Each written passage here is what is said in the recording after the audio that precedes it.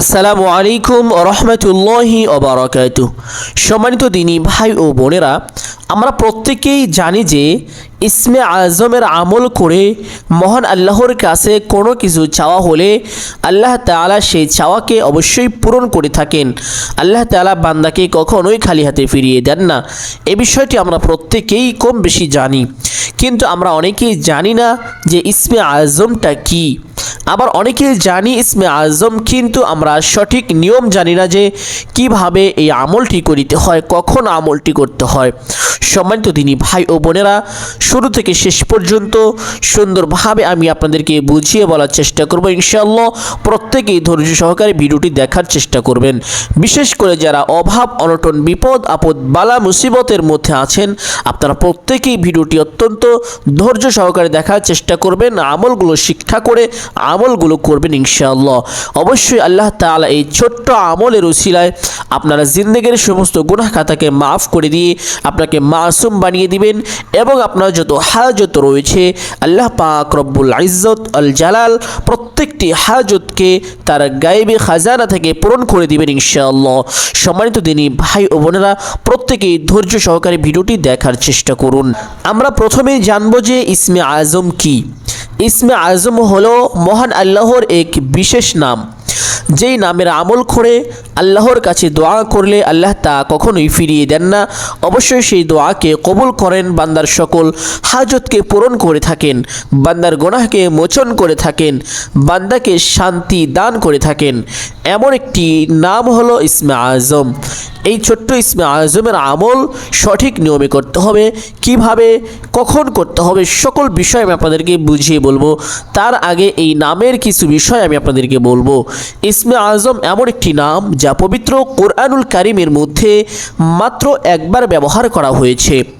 আল্লাহ পাক রব্বুল আলামিন আল্লাহ তাআলার যে সকল গুণবাচক নাম রয়েছে, রহমান, রহিম, আজিজ, গফফার, কারিম, সত্তার, এই সকল নাম আল্লাহ তাআলা কোরআনুল কারীমের মধ্যে এক একটি নামকে একাধিকবার করে ব্যবহার করেছেন। কিন্তু এই বিশেষ একটি নাম তথা ইসমে আজমের নাম, এই নামটি মহান আল্লাহ পাক রব্বুল ইজ্জত আল জালাল পবিত্র কোরআনুল কারীমের মধ্যে মাত্র একবার ব্যবহার করেছেন। সুবহানাল্লাহ। সম্মানিত দিনী ভাই ও বোন, এমন একটি সূরার মধ্যে মহান আল্লাহ পাক ইজ্জত আল জালাল এই ইসমে আজমটি রেখে দিয়েছেন, ব্যবহার করেছেন, যে সূরাটি অত্যন্ত পাওয়ারফুল ও দামি একটি সূরা।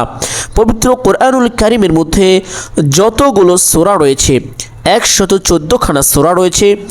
114খানা সূরার মধ্য থেকে সবচাইতে দামি একটি ছোট্ট সূরা হলো সূরাতু আল ইখলাস তথা কুল হুয়াল্লাহর সূরা। এই সূরাটির অনেক ফজিলত ও অনেক পাওয়ার রয়েছে। এই সূরাটি যদি একবার তেলাওয়াত করা হয়, মহান ইজ্জত আল জালাল ওই ব্যক্তির আমল নামায় পবিত্র কোরআনুল কারীম 10 পারা খতমের সওয়াব দান করে থাকেন। যদি কোনো ব্যক্তি এই সূরাকে 2 বার তেলাওয়াত করে, তার আমল নামায় আল্লাহ পাক ইজ্জত আল জালাল পবিত্র কোরআনুল কারীমের 20 পারা খতমের সওয়াব দান করে থাকেন। 3 বার পাঠ করলে পূর্ণাঙ্গ পবিত্র কোরআনুল কারীম খতমের সওয়াব তার আমল নামায় দান করে থাকেন। সুবহানাল্লাহ। এই সূরাটির ফজিলত এত বেশি যে এই সূরাটি যদি 10 বার তেলাওয়াত করা হয়, মহান আল্লাহ পাক ইজ্জত আল জালাল ওই ব্যক্তির জান্নাতের মধ্যে একটি বিল্ডিং নির্মাণ করে থাকেন, যেই বিল্ডিংয়ের এক একটা ইট হবে স্বর্ণ, রৌপ্য, হীরা, মণিমুক্তা ও জমরুদ পাথর দ্বারা। সম্মানিত দিনী ভাই ও বোন, এই পৃথিবীকে 70,000 লক্ষ বার বিক্রি করলেও সেই বিল্ডিংয়ের একটি ইটের ছোট্ট একটি কণার দাম হবে না। সুবহানাল্লাহ। এত দামি একটি বিল্ডিং ওই বান্দাকে দান করে থাকবেন, যেই বান্দা সূরাতু আল ইখলাস 10 বার তেলাওয়াত করবে। সুবহানাল্লাহ। শুধু তাই নয়, মহান ইজ্জত আল জালালের কসম, কোনো ব্যক্তি যদি সূরাতু আল ইখলাস উঠতে বসতে চলতে ফিরতে নিয়মিত প্রত্যেক নামাজের পরে পাঠ করে, আল্লাহ পাক রব্বুল আলামিন তাকে সকল প্রকার অভাব অনটন দারিদ্রতা থেকে, বিপদ আপদ বালা মুসিবত থেকে হেফাজত করবেন। তাকে আল্লাহ পাক রব্বুল আলামিন ভরপুর শান্তি দান করবেন, তাকে প্রাচুর্য দান করবেন, অল্প সময়ে সে ধনী হতে পারবে।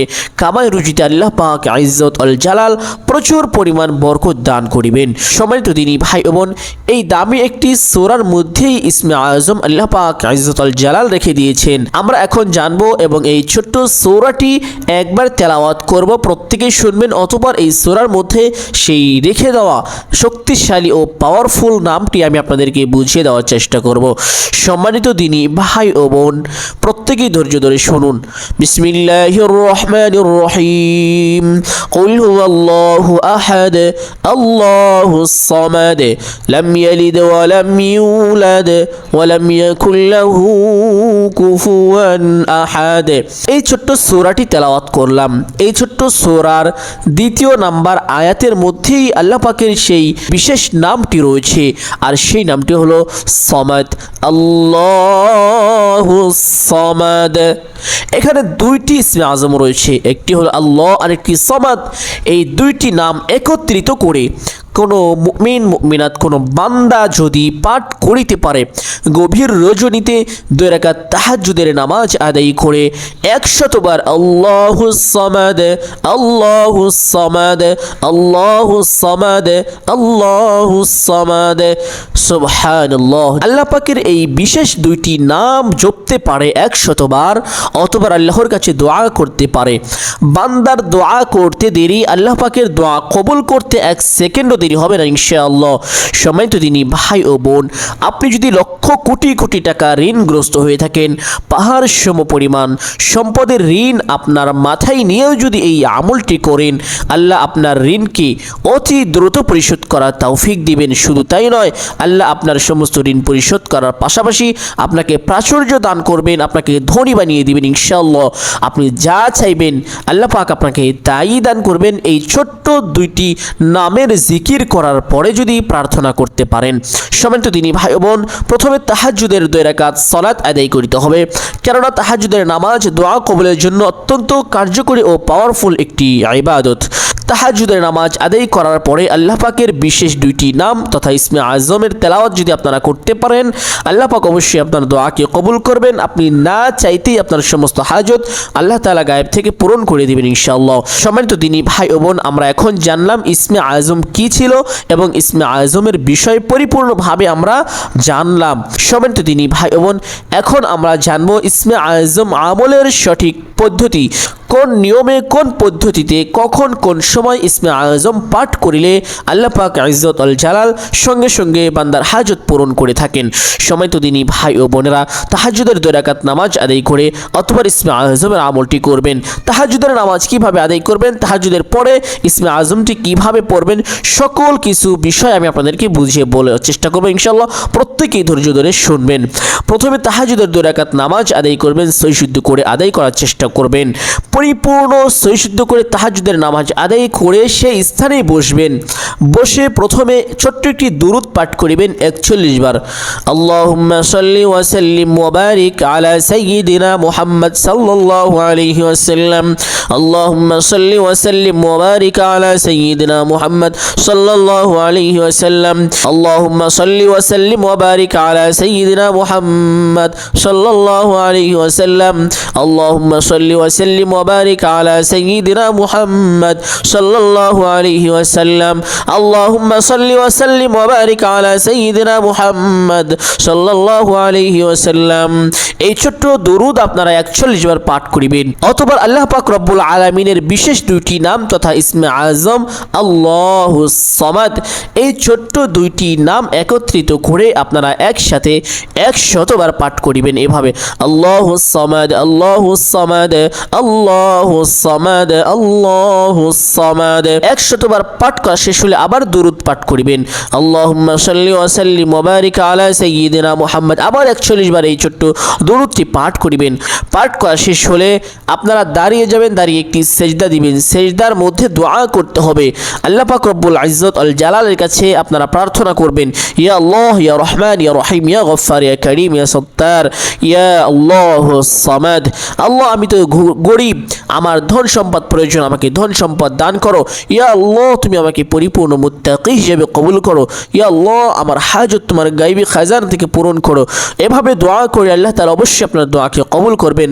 অতঃপর শেষে গিয়ে বলবেন সুবহানা রাব্বিকা রাব্বিল ইজ্জাতি আম্মা ইয়াসিফুন ওয়া সালামুন আলাল মুরসালিন ওয়ালহামদুলিল্লাহি রাব্বিল আলামিন।